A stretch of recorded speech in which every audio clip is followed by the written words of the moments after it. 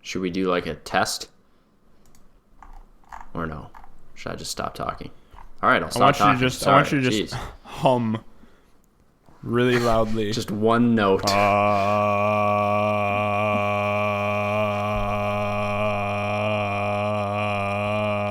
So when you said you wanted me to hum, was that just kind of a you want to hum? Is that okay? That's what it sounds like. So yeah, we'll go so with it's that. exactly what I wanted. I wanted to hum.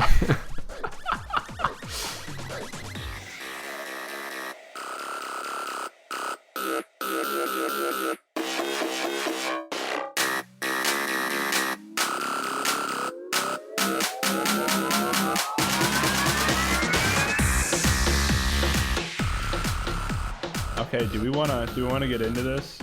I think because this episode is going to be more sad than our usual ones because I'm sad. But yeah. Should I? Yeah, the sooner we get into this, the sooner we're done, and the sooner I'm back in bed. Back in bed or back in Sim your city?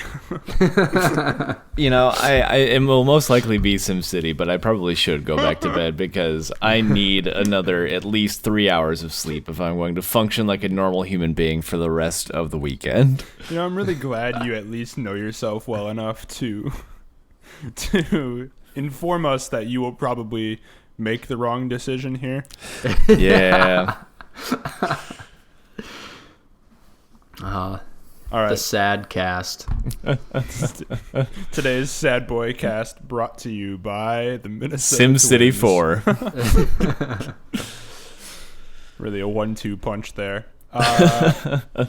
Okay, we're gonna get into this. Hi everyone, and welcome to the Q4 podcast with TJ, Anthony, and Noah. Your favorite podcast, brought to you by three guys who stay up way too late doing things that don't need to be done.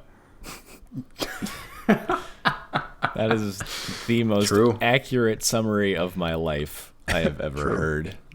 Figured we should have an accurate intro to start this one. You know what? That's true. Of all the not so great intros and segues we've had, that was a good one. I'm gonna give you, what was it? A scale of 24 last time. Yeah. Yep. We'll do a solid 21 out of 24. Oh wow, that was good. that's like an A minus, I think. Yeah, not I bad. don't remember grading scales. Yeah, that'd be right Anthony, around like you know grading scales. Yeah, the old 21 or 24 point grading scale. That's a B plus, TJ. That is a B plus. No, that is 87.5 or 87.5%. Oh, nice. Yeah, that's pretty Wow. Better than I did in most of my tests. We're gonna hop right in with Q1. Because we switched it around in the chat, I don't actually have like a question written up for Q1, but St. Thomas is receiving an invitation to go D1. What are your thoughts on that? Of course, the one time that I make a solid prediction on what's going to happen with the St. Thomas Athletics program is the one time that within the next 5 days they come out and say, hey, you were totally wrong about that. So yeah, I think it is a really good decision. I like this decision. And it, I think a lot of people are really upset when we were kicked out of the MIAC, and a lot of that is just because of the history that we have there. Being in it for over 100 years, or right around, what is it? Right around 100 years? Yeah, it's I think so. 105, I think. Yeah, and so clearly, though, St. Thomas was getting to a point where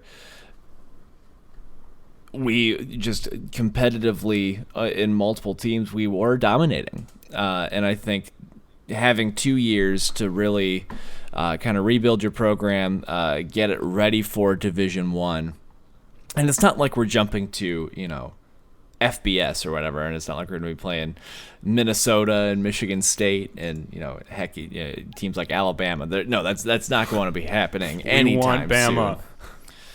But I do think just as a member of the media, as someone who covered St. Thomas athletics on a regular basis, I think having some more competitive games would be advantageous to not only the athletes and the people covering the game, but just to everyone in general, the St. Thomas in general. I think that makes for better athletes, that makes for better people, that makes for a better atmosphere when you have some really close competitive games, and you have it's kind of the prestige, I don't know if that's the right word for it, but of D1. It's just a completely different feel, and I think St. Thomas is ready for that. I like this decision. I'm really excited to see where they go in the next few years. Yeah, I like it too. Back when the whole MIAC decision was happening, I had like a pipe dream idea where I was like, within the week after, I was talking to people, and I'm like, I think St. Thomas should just go D1. We can do the Summit League. We're on Summit Avenue. That's fine. I didn't even really know what the Summit League was. I want to be completely honest with you. I just thought we were on Summit Avenue, and that'd be really cool. But then as like time went on, I was like, that's actually not a thing, because we got to get an invitation from them, and there's a waiver to sign, and there's all sorts of things that need to happen. And then it happened, and now it's like we're getting the waiver probably from the NCAA, and that's very cool. I also did a little bit more research on just other D1 schools, because the main argument that I was hearing from people about why we can't go D1 is because the school isn't big enough, quote. So I did a little bit of research on like the good D1 schools in some sports, and found like teams like Gonzaga. Gonzaga is a school of 6,500 people. It's about like equal same size to St. Thomas. So size should not be a problem for St. Thomas. And I'm really excited for them to be D1. I'm really excited for the day that one day, hopefully, we'll be able to like root for St. Thomas in the first round of March Madness. Can you imagine that? That'd be crazy cool. That'd be insane. Like, they won't go very far, but like SDSU made it in last year, so who's to say St. Thomas can't? And that's the thing too, where just the size argument. There was Tommy Media just posted a graphic yesterday of the sizes of all the schools in the Summit League, the size of their endowment, in the year that they were founded, and St. Thomas was kind of right in the middle for all of them. They weren't the largest in any category, but they also weren't the smallest. So I think moving into a Division I school, I think when you hear Division I, you think Big Ten, Big 12, SEC, ACC, Pac-12, whatever it might be. But I mean, D1 has hundreds of schools and dozens of divisions, all at different levels. And I think the Summit League is the perfect size league for St. Thomas to join. So yeah, I think if wow, that sleep deprivation is coming up strong here, guys. I lost my train of thought there. But yeah, no, I think this will be a good move for St. Thomas. Okay, so we're back. Hi, Noah. Welcome back. Hey, thanks. Less crackly, Sorry, Noah. It was nothing with the mic. It was the computer. My computer is slowly dying. I can't handle running Discord and Google Chrome at the same time. I'm sorry. That just sounds so. I was at that point in college, Noah. I know what you're saying. Where it was like, you have Netflix and YouTube open? Nope, that's not gonna happen. Okay, but why do you have Wait, Netflix, why would you have Netflix and YouTube open at the same time? Like the same tabs. You idiots. Come on. Like, but why? I'm watching Netflix, but I didn't close out of a YouTube video that is paused. Okay, I guess that makes a little more sense. I thought you were just like you're thinking you were watching simulcasting No, I'm not video Netflix and duo Netflix watch. at the exact same time. I'm just trying to optimize my media intake. Got your eyes separated, looking different directions. My right ear is listening to Netflix, and my left ear is listening to YouTube. That's how it's done. He had that surgery that where you is it the corpus callosum, Yeah. the bridge in your brain, it splits it, so he could devote the left side of his brain to one video and the right side of his brain to the other video. It was also he can and absorb do that the really content. weird. He can do that really weird thing with his eyes that chameleons do, where they just start splitting in two different The directions. Perry the Platypus look. Yes. Yeah, I know what that is. So, okay, this is what I'm confused about this whole summit deal. So the petition or the idea is that we go into the Summit League, but not all sports would play in this league, right? Is it Yeah. football and basketball that Football and wouldn't? hockey. Football and hockey. Football and hockey that wouldn't. Yeah. And so basically, the Summit League is a Division I league, but they don't have some of the sports. So it's not like we're choosing a different conference because we don't want to be in the Summit Conference for football. It really is just the league does not support football. And so the two main options for our football team right now are the Pioneer League, which is a football-only league, and the Missouri Valley Conference, which is where a lot of the other Summit League teams play their football. Like NDSU, right? Yeah. Right. Okay. Yes. And is the best way to explain that's like a step down from your Big 10, Big 12, SEC, ACC. Yeah, they're FCS schools, so Football Championship Series, not FBS, which is Football Bowl Series. That's what it is. Okay. Yeah, so it's basically think Division 1A and Division 1 AA. Gotcha. Where AA is kind of a half step down. That's a good way to put it. Half step down. I like it. Football Bowl Series, more like Football Baloney Series. Yeah, I know we talked about this last week, but that the tournament or the bowls structure and the current playoff structure for FBS sucks. It's baloney. Yeah, it's sure. Yeah. Because baloney is the B word I was thinking of using there. Yeah. This is a family-friendly podcast, except for that one episode where I couldn't find the word to edit it out before I uploaded it. There's TJ,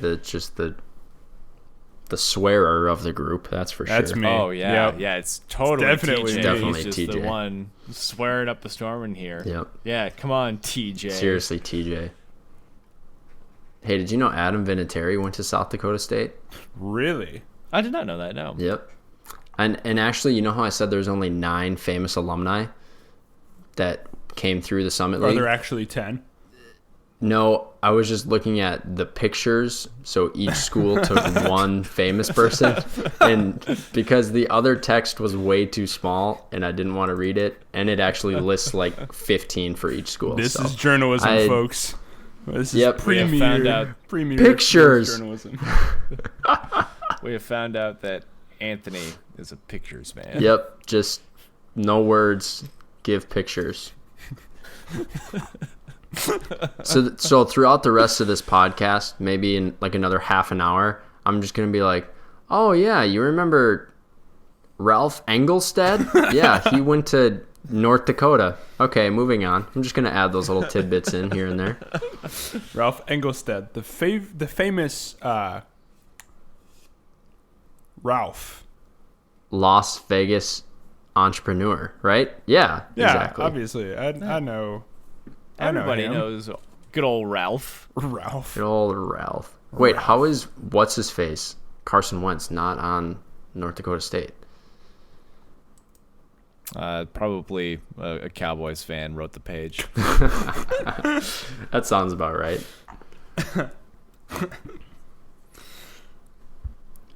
Should be cool though, man.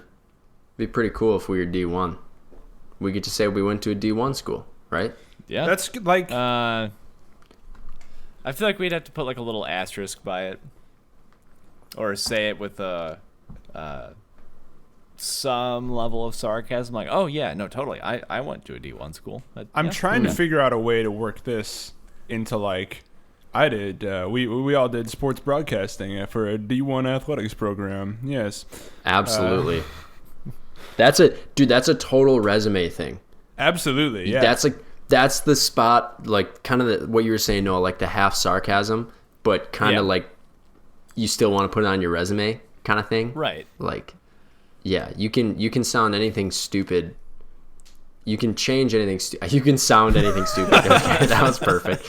You can make anything stupid sound better on a resume for sure. Like, I think the whole press and publicity of this situation means that, like, when I go somewhere and I say, like, I did sports broadcasting for St. Thomas, they're like, oh yeah, the school that got kicked out of the conference for being too good at athletics.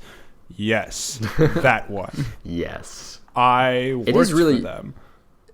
It is interesting though, because this, like, the whole MIAC getting kicked out thing seemed like behind the scenes, you know? Mm-hmm. And then it was just one day we got a letter that said we were out.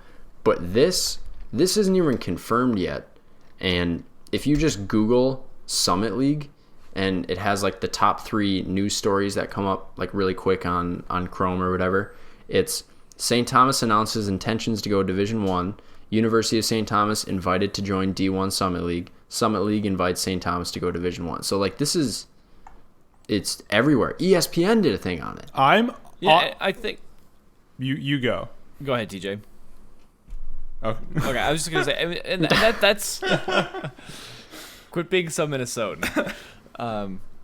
But I think that's a big part of it, where I think the MIAC knew what they were doing.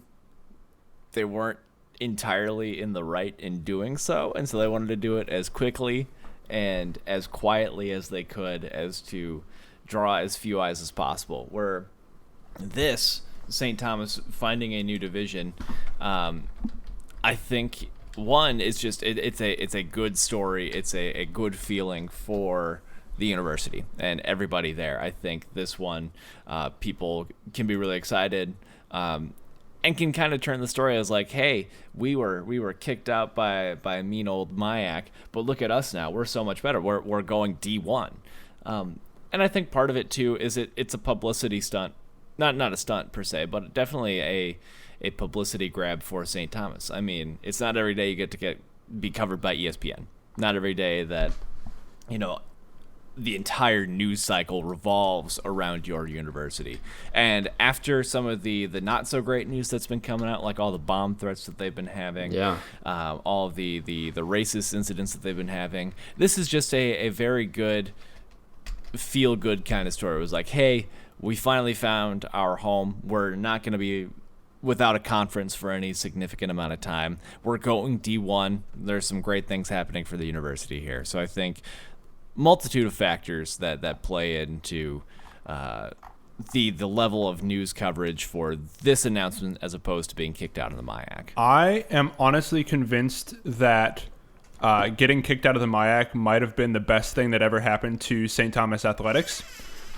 Just because, like, within the span of 6 months, St. Thomas went from being the bad guy, like they're the school that comes in, they're cocky, they beat everyone. They went from being the bad guy to being like everyone is on their side. Outside of this, like the amount of positive spin that has been able to be put on it by Sullivan and Eston, which props to them for taking a real tough situation and turning it into something really good. But like the amount of just good PR for free that came out of this scenario, and now St. Thomas is a D1 athletics program. Like, they went from being only known in Minnesota and only known and hated in being in Minnesota to being known nationwide, a D1 school, and everyone is on their side. That is a positive spin on a very, very tough situation. Yeah, I mean, talk about being thrown to the wolves right away for, is it Eston or Esteen? Eston. Phil Eston. Yeah. Eston, okay. Getting a new job, replacing this basically god in a St. Thomas culture and Steve Fritz, and then coming in and having to spin this right away, like, you did a pretty good job. First year on the job, here you go, dude. Good luck. And the more I think about it, the more I feel like it should have been a little more obvious, at least to me, that this was ultimately the move that St. Thomas was planning on making. I mean, just the fact that they hired Phil Eston, who over the course of his career has been at 5 Division I universities. and has that experience of leading large athletic programs. And talking to him a couple of times after he's been hired, and talking to a few other people familiar with the situation, St. Thomas throughout the entire process was like, oh yeah, we're going to keep our focus on the student, and we're going to make sure that academics come first, which has kind of been their stance. And that was the main reason I said, oh yeah, they're totally going to stay Division III. But everything else up to this point suggested that they were going to go Division I. And I'm just really upset that I went on record saying that they're not going to go Division I literally a week before they made that announcement. That was pretty funny. I'm definitely of the opinion that the administration knew this was coming. The timing of it is all a little bit too perfect for it not to have been like whispers in the winds for quite a while. When they announced Phil Eston, D1, coming in, and that Steve Fritz would be here until spring semester of 2019. And then when Phil Eston came in, he started hiring on some of the people that he had worked with at Penn State, some of the more D1 focused, building the programs a little bit. This wasn't a spur of the moment hiring. There was definitely talks and talks and talks that went into it before he came here. And something is telling me that the administration knew this decision was coming a long time before anyone else did. So it's all very fascinating. Yeah. Also, random tidbit here. One of our favorite questions at Tommy Media to ask at the end of the year to Coach Caruso is if he would ever consider moving up divisions, being that would he ever leave St. Thomas for a Division I gig. But I guess it gets the best of both worlds. Gets to stay with St. Thomas and gets to be a D1 coach. This was his plan all along. Sorry, that was really random. That was just something that we would always joke about at Tommy. No, that's absolutely it happened. Fair. For a lot of the coaches at St. Thomas, you look at Ruth Sin or John Tower, you look at them and you're like, would they ever, if they got an offer from a D1 school, would they ever go there? And now they don't have to worry about that because they're at a D1 school. Even Lowry was soccer too, especially in the last couple of years. Yeah. Yeah.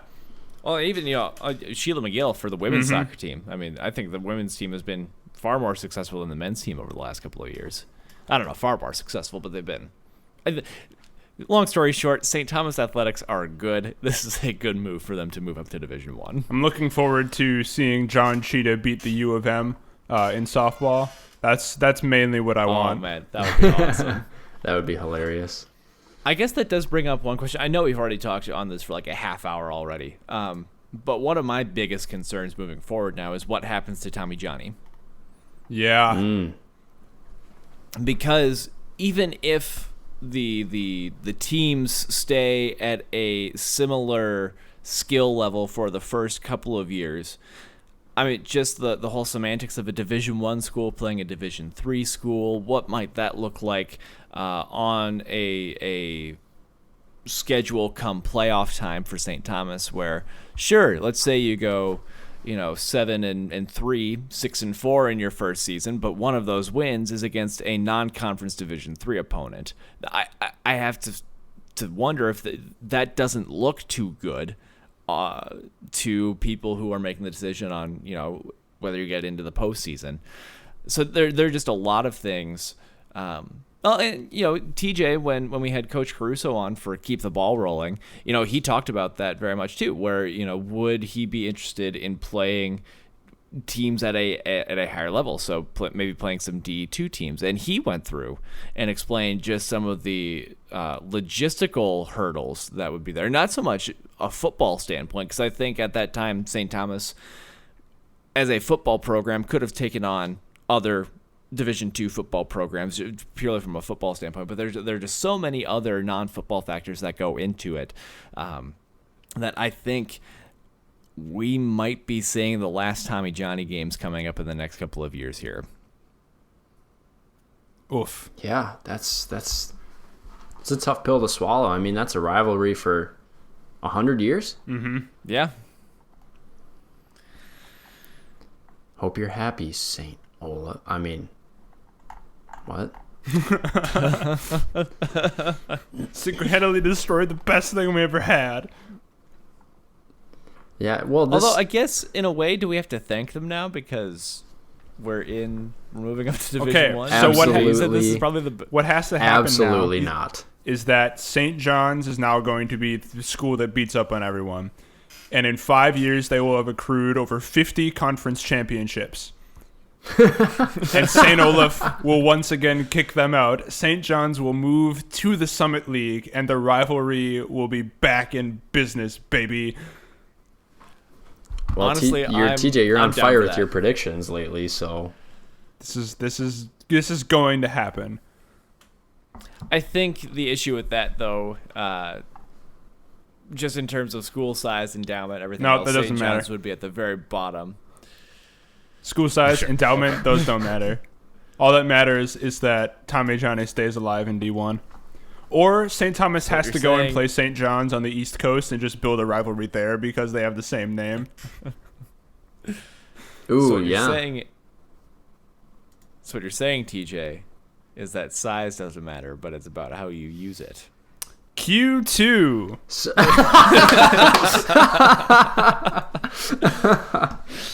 I'm not even gonna respond to that. Q2. We're moving back to the Loons now, because they played LAFC this last week. Anthony, you were at that game. It ended in a draw. Do they have a Yes. chance in the playoffs? Now that we've seen them do this. Here's my cautious yes, because so first of all, the game was in Minnesota. The field, which is something to talk about if you want to dip back into the St. Thomas St. John's game, but the field was in absolutely awful condition. It was being ripped up. It was super wet. It's what happens when you have sod that's fresh and not a year old and is getting rained on left and right. And I think the idea is that they're going to try to like re-sod so that the Tommy Johnny game can still be there in 2 weeks. Is that right? Right, that's happening there so soon. Because the actual date it would be the day after Minnesota United play there. Oh Or no. or it's the other way around. I'm not sure. I think it's actually the Tommy Johnny game first, then the playoff That's game. an even bigger oh no. So I don't know what. I haven't looked up enough. I've heard rumors back and forth. One of my coworkers went to St. Thomas, so we've been talking about it this week. But I don't know what the plan is, because you have to think that Minnesota United get the priority here, right? You would think. But then, can you imagine these next 2 weeks for our guy TG3 trying to figure out how he's gonna fit 45,000 people into St. Thomas That's because to watch that football they've game? already sold all the tickets and everything. Yeah, and so I don't know. That's a logistical issue that TG3 gets to deal with over the next 2 weeks. Part of me is very But, happy I graduated this year, so I do not have to deal with any of the Yeah. athletic department going through the Yeah. roller coaster they're about to be on. Oh my god! I mean, if you just walked into that office, what was it 2 years ago when they played at Target Field? Just walking on in the third floor of that building was stressful. Chaos. It just stressed me out. Like there was so much going on. But anyway, soccer. So the feel I got from the game was usually when you're at home and the game's tied, your team, the home team, is like pedal to the metal in the last 10 minutes, just trying to find a goal somewhere. But what was a little bit unsettling was that it was 1-1, and you could kind of feel that the players were like, okay, there's 10 minutes left. Let's just get the draw, right?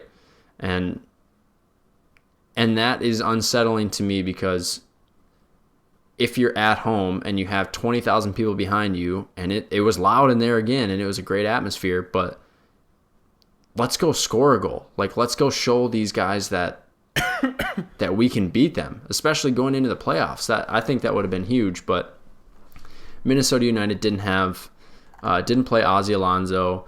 Who else didn't we see? We saw Angelo Rodriguez in the second half only. I mean, it was just a different look, and not exactly our top guys, but we held our own, played well. We scored on kind of a fluke goal, so I don't know. It'll be tough going through the next couple weeks to see what we do. But before that happens, like before we can even worry about LAFC, we have to beat it looks like it's going to be either Dallas or Portland in the first round. And the good news is it'll be at home for sure. But we play Seattle tomorrow. And that's actually going to be a huge game based on points, because we could fall if LA Galaxy win and if Seattle beat us tomorrow, then I believe, checking standings, that we will actually fall to fourth place. Oof. So, which means we'll only have one home game, and we'll play Real Salt Lake, who is a very good home team. They're okay on the road, but I don't know, man. It's really close right now, and we have a home game, which I think is great for us, but I think it's the second game that's really going to be tough once we have to play someone like it would be either Seattle or Portland or Dallas. So I don't know. I'm nervous. It'll be fun, and I think getting here is just we've already had a successful season. We don't have any expectations going into the playoffs. That's the Minnesota mindset right there. And everything that we do in the playoffs is good. If we win the semifinals, great. And if we lose in the conference finals, hey, we made it to the conference finals. I think next year is when that, okay, we made it to the conference finals. Now it's expected that we make it to the finals, and then we'll get our heart broken for real next year. Can't have your heart broken if you never have expectations to begin with. Exactly. Set the bar so low that anything exceeds the bar. Even losing, I think, exceeds your expectations. I mean, seriously, like, we got here. Let's play hard. Playoff game at Allianz. Let's make sure it's fun, and then try again next year. So I don't know. It's fun. It's a really fun atmosphere. It was fun again there on Sunday. It was cold and rainy, but it was good. It was fun. Go United. I don't know. I mean, that's a positive look, and I know we have more negative stuff to get to, so we can wrap up MLS. Look. Yeah. Because I think it's now time to dive into Q3. Existence is pain. Life is nothing but a void, lacking in any sort of direction or meaning. It's time to talk about the Twins. Do you want us to talk about this, TJ, or do you just We're want us gonna to have be quiet for about 15 minutes? That's what I'm saying. Do you want us to talk about this, or do you just want me and Anthony to be quiet for the next 15 minutes while you just sob? I don't know what I want. That's a good question. I want the Twins to win is what I want. But apparently that's too much to ask for. It's only one game. We lost 10-4. It's only one game. It's in New York. Okay, think about this though. All right. So the realistic scenario is that we'd hope to come out of New York 1-1. Right? Yeah. Like 2-0 would be very difficult to ask for, but 1-1's realistic, and we'd be in a really good spot, right? Yep. So wouldn't you want to lose the first game, win the second game, bring momentum back to Target Field? 70% of teams that win the first game of a 5-game series win the series. TJ, if you were gonna go 1-1, wouldn't you want to lose the first game and win the second game? Stop looking up stats. Just feel with me right now. All I feel is sadness.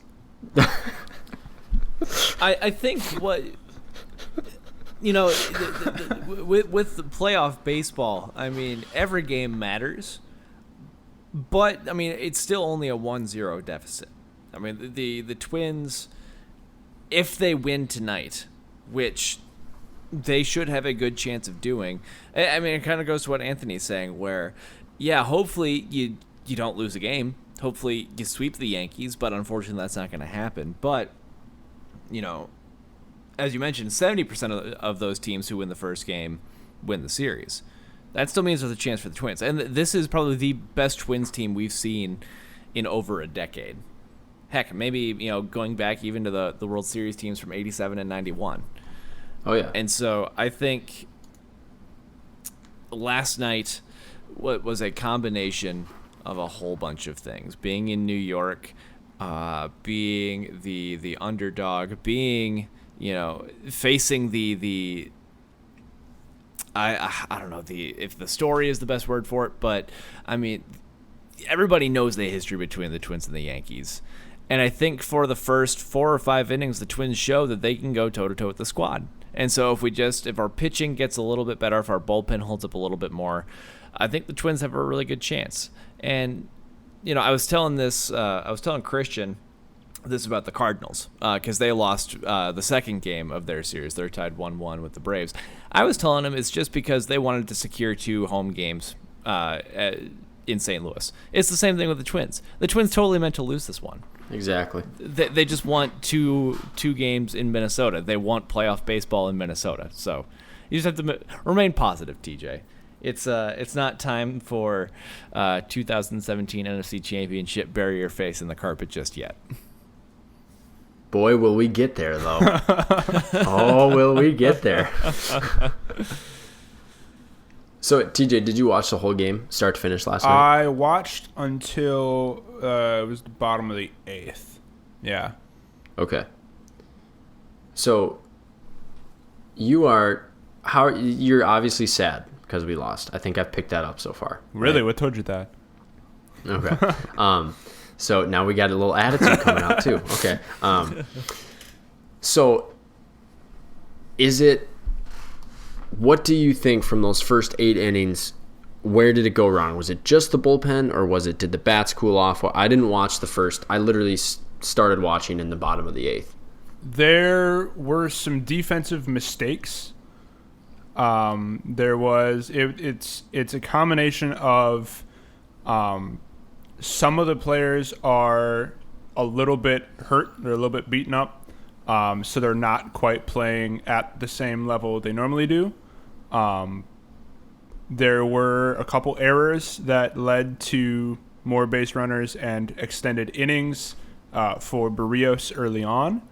And then there were really shutout defensive plays by the Yankees that prevented anything from dropping in the outfield. So it was a combo of things. I don't think the pitching was really all that bad.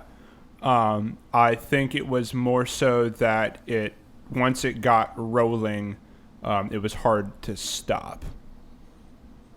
Gotcha. Yeah. And that's hard to do in anything away. If you're playing anywhere and it's not your home field and it just gets louder and the momentum is definitely on the other side, that's super hard to stop. So, I don't know. Tonight's a new night. We've got those playoff nerves out. And I don't know if this is just me, but does it just piss you off when every single stat and every single comment by every single person is about how good the Yankees are? It's just all Yankees. Yep. Yeah. Even during the season, whenever ESPN or wherever, Bleacher Report or something would do a look on the MLB, they'd be like, oh, we're watching the Cleveland and New York game tonight. And I'm like, dude, Cleveland's down by 7 games in the division. Who gives an F about Cleveland right now? Let someone point a camera at the Twins for one time. You know what I mean? I forgot about this earlier in the week, the thing that made me very mad that now I'm going to talk about. ESPN ran an article highlighting the strengths and weaknesses of every playoff team in major leagues right now. And it was brought down to like the matchups between the two teams, what each team does better than the other team, etc. And when the article came down to the Yankees and the Twins, the article basically said, like, statistically, well, first they gave the home run crown to the Yankees, which made me mad right off the bat. They started it with, we know the Twins hit more, but we're going to give the home run crown to the Yankees for this season. And then in the Twins section, they said, because we're giving the home run crown to the Yankees, we can't find a single statistical category in which the Twins are better than the Yankees. Everything that the Twins do, the Yankees just do better. So I did the research on the season stats, and of the 14 major statistical categories for pitching and batting, the Twins lead in 11 of them on the season. So I stopped reading the article. I got very heated about that. Noah, do you think that, like, when you and I get mad, like when I get mad, I'll like listen to music or I'll like talk things out or something. Do you think TJ's a mad researcher?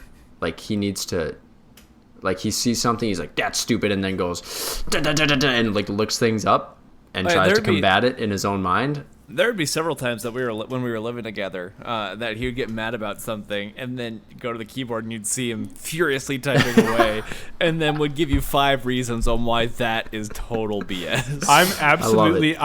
I know I'm right, and I have the stats to back me up as long as I can find them. Yeah, that's so funny. So, I honestly, because like you said, when you get mad, you listen to music. When I get mad, like if I'm watching a game, I'll let myself be mad for like 15 minutes. Like when the Cowboys lost last week, I'm like, dang it, this sucks. We're the worst team in the NFL. But then after 15 minutes, like, you know what? If you're cooled off, it's fine. Yeah. TJ has to be vindicated until he feels better. As long as I know I'm right, I can continue on with my day. So I'll show you, famous reporters. I can look up stats that are right, you idiots. I win. Although that bothers me, because like these people who wrote this article are getting paid to do this. Exactly. And they can't find this stuff that an angry Minnesota Twins fan It took found me in 5 15 minutes. It took me 5 minutes. I literally Googled Yankees season stats. Pro Baseball Reference was the first thing that came up. Clicked on it. Had a chart. Opened a new tab. Minnesota Twins season stats. Pro Baseball Reference. Opened up a tab. Compared the two. It was not that hard. And I think that's just part of the New York bias, the New York effect, where being in the largest media market in the world has its perks. Being a team that has won the most World Series championships out of any other team has its perks. And being a team that, quite frankly, has dominated the Twins in recent history has its perks as well. And so I think in every sense of the word, the Twins are the underdog in this series, where not only on paper are people writing them off, even though they're a 100-win team who hit the most home runs in a single season in MLB history. On the field they're getting written off as a small Midwestern city. They're getting written off. So I don't know. I think that's part of the struggle of being a Midwestern team, is dealing with that kind of disrespect from national media. Good.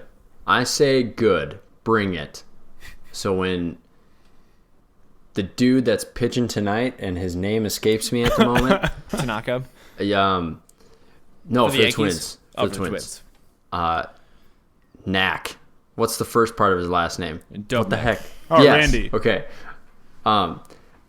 That's the face of like the Twins. That's what I think of when I think of like smaller market teams like the Twins, like this dude who should not be here at all, but he's here and we're just trying so hard. I think that's so funny, and that's what's gonna like beat up the pretty boy expected to win teams.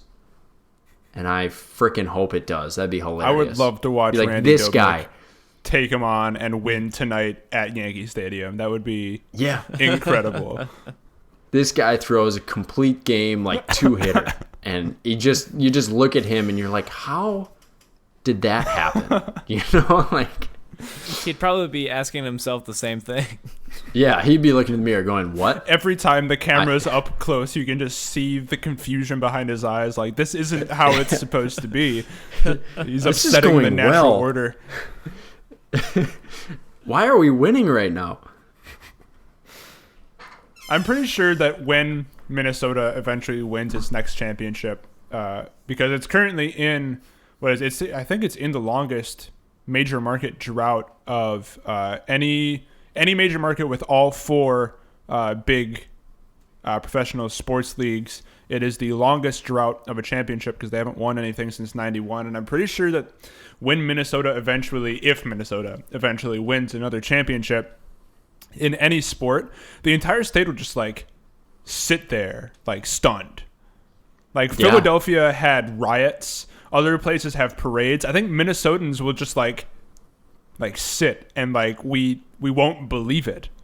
We won't know what to do with ourselves because we're so used to just not winning. I think it would all happen like so fast, you know? And then we'd be sitting there and be like, wait a second, we just won. What?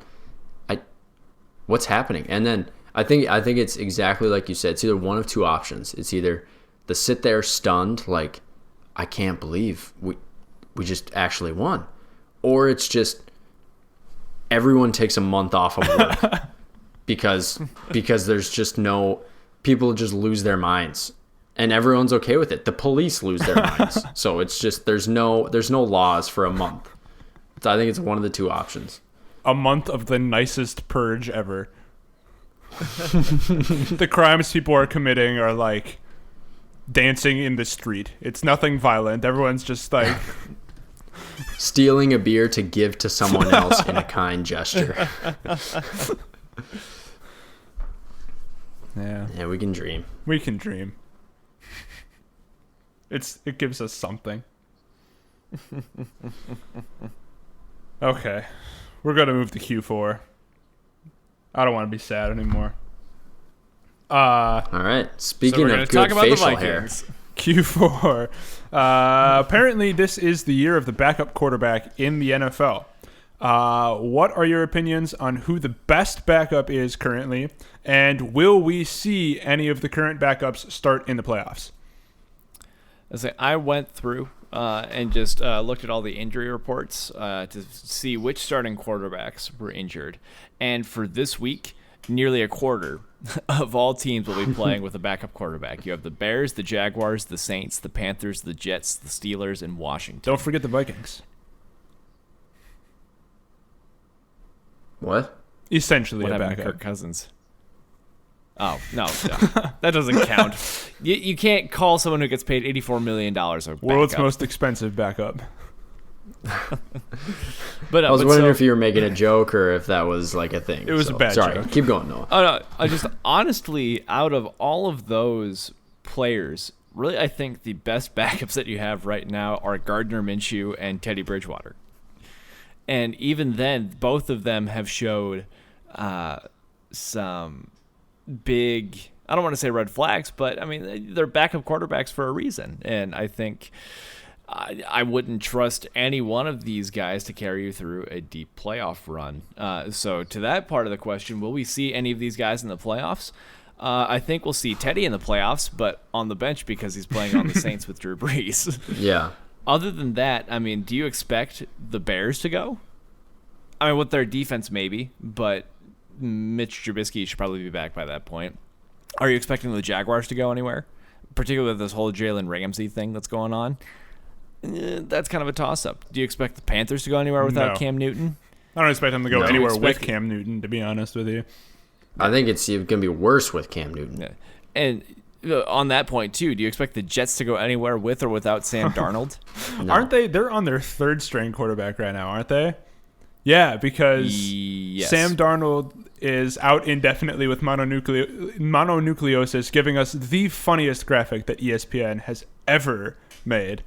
And then their backup was Trevor Siemian was their backup, if I remember correctly. so. And then he like broke his ankle. His leg snapped or something so like they're that. on their third stringer, who I believe was drafted in like the 7th or 8th round this year, and There is no 8th round. he was drafted in the 8th round. I think you mean an undrafted free agent. That's the 8th round. That's the age round. I consider that in my brain. That's how I organize it. Is like 8th round is anyone not picked up in the draft, because like that's just it's still the draft. It's just the extended round. But like he's so scared because he hasn't done this before, and like that situation is even worse than all the other backup situations. Is like the Jets they're not going to go anywhere, and they're playing against they're in the same division as the Dolphins, who are a dumpster fire.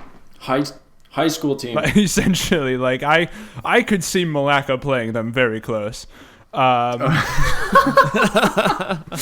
And then you have the Bills, who are also on their backup quarterback.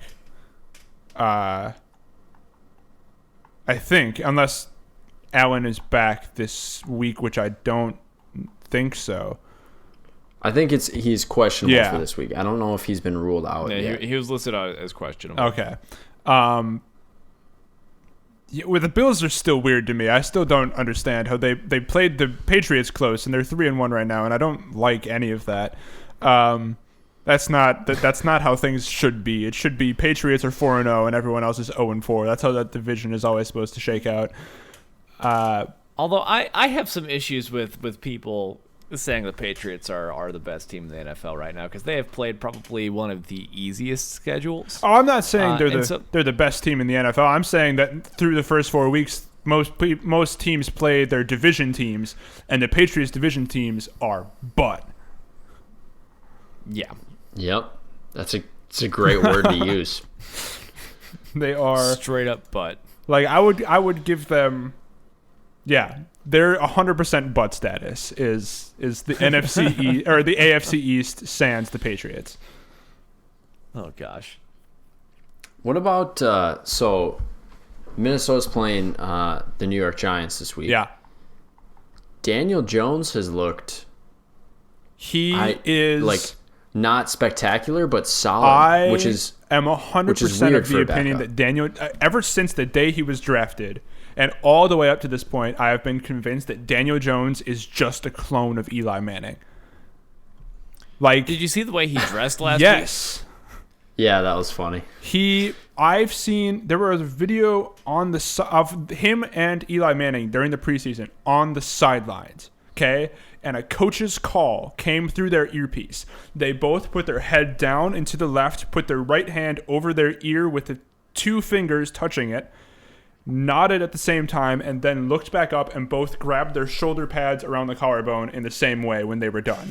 Like, it was frightening how similar they were. That's funny. I think so maybe Eli a while ago, but I think that like Daniel Jones is mobile, and that word is used very cautiously. He's more mobile than Eli Manning. who- He's Exactly. like a Josh Allen kind That's of what mobile. that's what I'm trying to say. But he's a big dude, and I think this is kind of, it was like when Baker Mayfield started for the Browns last year. It was, not to bring it back to the Browns as I often do, but it was kind of like, okay, we can do something now. And they had Saquon last year, and then it was like, holy crap, this guy's good. And now it's just a less incompetent quarterback.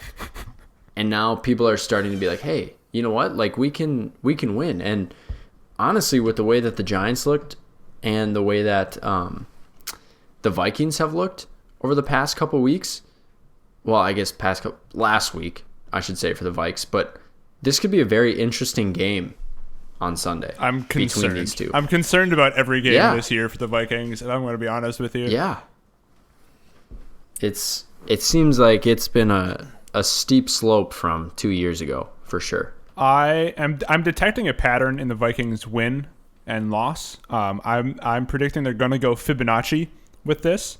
So they win, loss, win, loss, finish the season on all wins, and then lose in the first round of the playoffs. Wow. The old Fibonacci and NFL reference, the classic tandem between the two.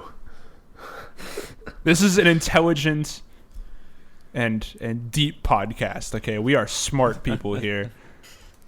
Well, I'm surprised that one, you knew what that was, and two, all of us knew what that was. I'm telling you, we this is the most intelligent sports podcast you can find on Spotify. I paid attention in 10th grade math, you know? We all did. Don't you can tell. teach like 10th grade math adjacent? No. You teach science. That's math adjacent. Well, I guess adjacent loosely. Yeah. I don't know. Isn't that the definition of adjacent, like loosely next to? Well, did I say I was adjacent to the English department or to the math department? You didn't say you were adjacent to either of them is the problem. Well, did I say I was adjacent to the speaking department either, TJ, or not? Do you even we're the ones teach that at a communications majors teach. Do you even go to seriously, school? you guys are the Anthony? communications people. No, obviously not. No.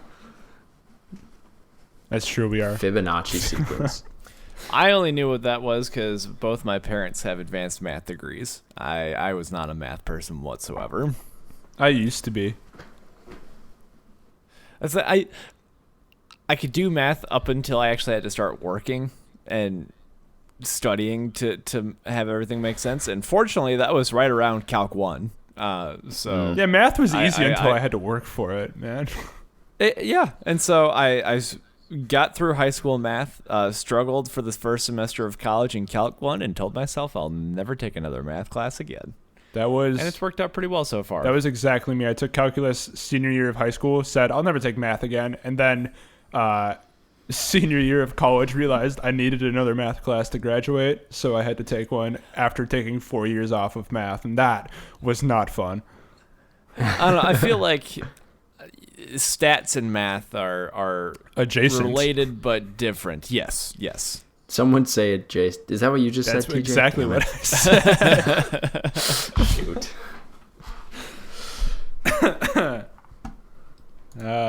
Well, we've covered it all in we this really one. have. This Yeah. is an all-around educational podcast for the whole family. Sometimes. Oh yeah. Until Noah goes and says the F word. Yeah, we'll just wait Forcicle. on that. Nope. Fortitude. Fibonacci. Fibonacci. Damn it! Come on!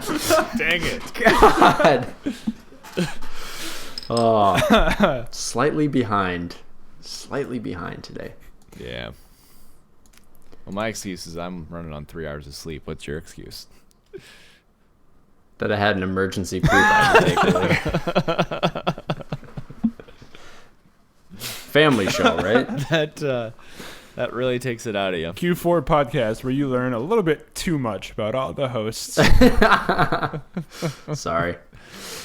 Come for the sports, stay for the poop jokes. I think it's the other way around. Come for the poop jokes, stay for the sports. Stay for the sports. TJ, are you going to be okay watching this baseball game tonight No. by yourself? No, I'm not. Let's be real here. Yeah. We'll stay optimistic. do our best. Which is barely above just Barely good above most just good times. enough. Yeah.